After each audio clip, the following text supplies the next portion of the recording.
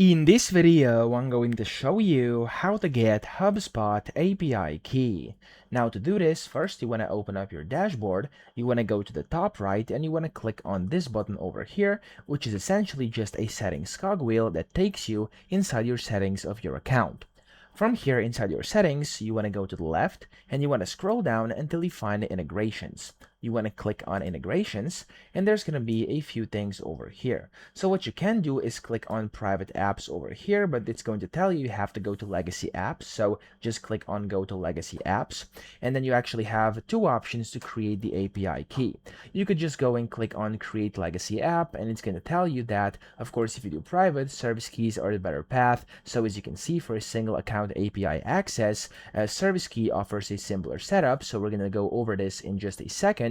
But if you want to continue with the legacy private app, you can click on I understand and then continue. And in here, you'll be able to set everything up like basic info and then scopes over here, webhooks and stuff like that. Okay, so that's essentially the first way. But as I said, the more convenient path would be over here. As you are able to see, if you click on here where it says keys, you can go and get the developer API key by clicking over here, or you can get the service key by clicking over here as well. Okay, so let me show you both. I'm gonna go and click on developer API key, click on create key, and there we go. It's going to create your API key, which you can then show and copy. And of course, that's the first way to get your API key.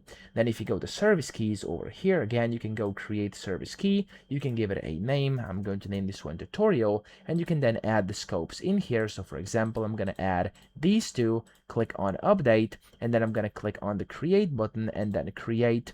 And of course, when you confirm this, you're going to get your service key as well. Okay, so that's essentially all the ways, kind of the best ways to get your HubSpot API key. As you can see, it's over here. You can show it, you can copy it, and you're good to go. And yeah, that's it. I hope this video helped you out. If it did, please subscribe to the channel and help me out as well.